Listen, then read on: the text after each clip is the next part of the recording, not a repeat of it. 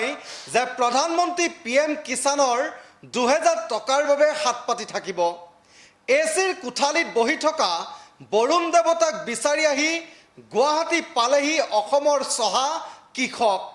এয়া চানমাৰী জলসিঞ্চন বিভাগৰ এটা কাৰ্যালয়ৰ কাহিনী, যিটো কাহিনী শুনিলে হয়তো আপোনালোকেও ভাবিব লাগিব যে কৃষকৰ বাবে ৰূপায়ণ কৰা আঁচনিৰ ধন কোনে কেনেদৰে গুৰুগাখে গিলিছে।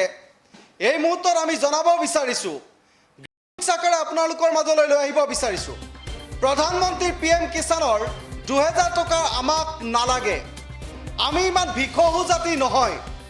এবাৰ আমি জনাব বিচাৰিছোঁ, প্ৰধানমন্ত্ৰী PM কিষাণৰ 2000 টকা আমাক নালাগে বুলি মন্তব্য কৰিছে চহা কৃষকে। 2000 টকা নালাগে, তেওঁলোক ভিখহু জাতি নহয়। জলসিঞ্চন বিভাগৰ 5000 টকাৰ 5000 কোটি কোনে গুৰুগাখে গিলিলে। এই মুহূৰ্তত আমি জনাব বিচাৰিছোঁ, পথাৰৰ শ্ৰমজীৱী কৃষক আহি গুৱাহাটী মহানগৰ পালেহি। পথাৰ চিৰাল ফাট দিছে, কৃষকৰ হাহাকাৰ লাগিছে। পথাৰ চিৰাল ফাট দিছে, কৃষকৰ হাহাকাৰ লাগিছে। পানী বিচাৰি এবাৰ গুৱাহাটী মহানগৰী পালেহি। গুৱাহাটী জলসিঞ্চন বিভাগৰ AC কোঠালিত বহি থকা বৰুণ দেৱতাক বিচাৰি আহি এবাৰ চহা কৃষক গুৱাহাটী মহানগৰ পালেহি। ইমানেই নহয়, এনে কৃষক, স্বাভিমানী কৃষক, যিগৰাকী কৃষকে কৈছে, ক্ষোভবোৰ এনেদৰে ফাদিল কৰিছে, কৃষকে ক'বলৈ বাধ্য হৈছে যে প্ৰধানমন্ত্ৰীৰ PM কিষাণ আঁচনিৰ ধন তেওঁলোকক নালাগে। তেওঁলোকক বৰুণ দেৱতাৰ, যিগৰাকী এচিৰ কোঠালিত বহি থকা বৰুণ দেৱতা আছে, আৰু সেই বৰুণ দেৱতাক বিচাৰি আহি গুৱাহাটী মহানগৰী পালেহি কৃষক। জলসিঞ্চন বিভাগৰ 5000 কোটি কেলেংকাৰীৰ বিৰুদ্ধে এবাৰ প্ৰতিবাদ সাব্যস্ত কৰিছে কৃষক মুক্তি সংগ্ৰাম সমিতিৰ নেতৃত্বত। এবাৰ চহা কৃষক গুৱাহাটী মহানগৰী জলসিঞ্চন বিভাগৰ কাৰ্যালয়ত আহি এবাৰ তেওঁলোকে প্ৰতিবাদী কাৰ্যসূচী ৰূপায়ণ কৰিছে। আমি এই মুহূৰ্তত দেখুৱাব বিচাৰিছোঁ, ভিজুৱেল দেখুৱাই আছোঁ, এনেদৰে কৃষকে আজি হুংকাৰ দিছে পানী যোগান আঁচনিৰ নামত যিবোৰ তেওঁলোকে প্ৰকল্প, যিবোৰ আঁচনি ৰূপায়ণ কৰিছিল, সেই আঁচনিসমূহ কেনে ফোপোলা স্বৰূপ, আঁচনি ৰূপায়ণত কিমান আচলতে দুৰ্নীতি কেলেংকাৰী হৈছে তথ্য সহকাৰে তেওঁলোকে GPS কানেক্টেড হৈ থকা ফটোসহ তেওঁলোকে আহি এনেদৰে প্ৰতিবাদী কাৰ্যসূচী ৰূপায়ণ কৰিছে। মন্ত্ৰী পীযুষ হাজৰিকাক সমালোচনা কৰিছে, ভৱেশ কলিতাক সমালোচনা কৰিছে, মুখ্যমন্ত্ৰী হিমন্ত বিশ্ব শৰ্মাকো সমালোচনা কৰিছে।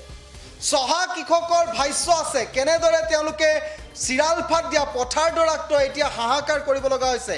আমি কৃষকৰ ভাষ্য আছে, আমি কৃষকৰ ভাষ্য শুনাব বিচাৰিছোঁ।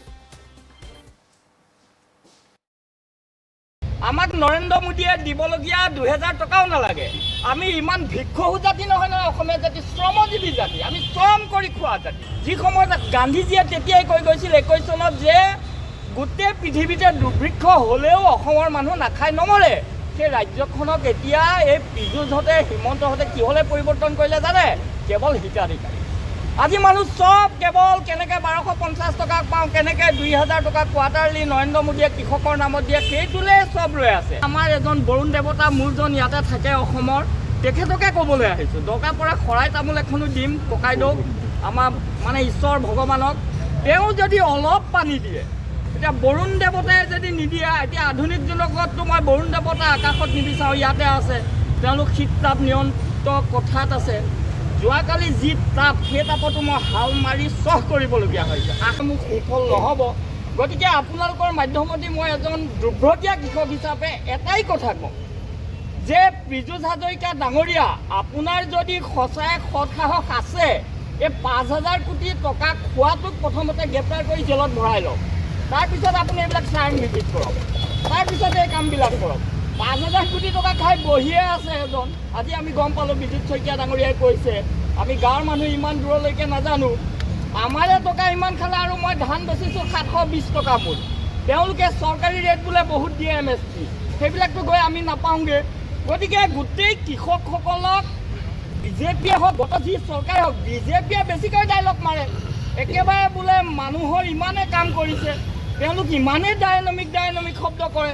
এতিয়া পীযুষ হাজৰিকাই কয় তেওঁ বোলে ডাইনামিক এজন মানুহ, মুখ্যমন্ত্ৰীটো মুখ্যমন্ত্ৰীয়ে কৈয়ে থাকে গতিকে এবাৰ মুখ্যমন্ত্ৰী মহোদয়ে ভালকৈ ভালকৈ ভাবক আমাৰ নগাঁৱত 90% শ্ৰমজীৱী কৃষক মানুহ 90% মানুহে কি কৰিছে 90% মানুহৰ কলম নদীখনৰ 100 মিটাৰ দূৰত 10,000 বিঘা মাটি 100 মিটাৰ দূৰত কলম নদীখন হৈ গৈছে আমাৰ বিদ্যুৎ শইকীয়াই কৈছে যদি মৰুভূমি এখন ষ্টেটত এনেকৈ ডেভেলপমেণ্ট কৰিব পাৰে মোৰ 100 মিটাৰ দূৰত আৰু কাৰোবাৰ আমাৰ হাৰিয়া জনজাতি আমাৰ দাদাসকল আহিছে আমাৰ মিলিহঁত আহিছে মাত্ৰ 10 মিটাৰ আগত আমাৰ হাৰিয়া নদীখন বৈ গৈছে আমি নদীখনলৈ চাই থাকিব লাগে এটা পাৱাৰ পাম্প নাই এটা তাৰ পৰা পানী উত্তোলন কৰা এটা ব্যৱস্থা নাই এইটো বাস্তৱ এই কথাটো পীযুষ হাজৰিকাই কেৱল টিভিত কৈ থাকি হিমন্ত বিশ্ব শৰ্মা ডাঙৰীয়াই কেৱল অসমীয়া মানুহৰ কাম কৰিছোঁ কৃষকৰ কাম কৰিছোঁ বুলি কৈ থাকি কিন্তু ডাইলগ মাৰিলে নহ'ব আমি আশা কৰিম আমাক একো নালাগে আমাক নৰেন্দ্ৰ মোদীয়ে দিবলগীয়া 2,000 টকাও নালাগে আমি ইমান ভিক্ষুক জাতি হয় নহয় অসমীয়া জাতি শ্ৰমজীৱী জাতি আমি শ্ৰম কৰি খোৱা জাতি মোৰ খেতি পথাৰত পানী দিয়ক আপোনালোকক আমি ধান বেচা টেক্স কেইটাটো বজাৰ পৰা দিব পাৰিম আৰু তেওঁলোকে কি কৈছে যে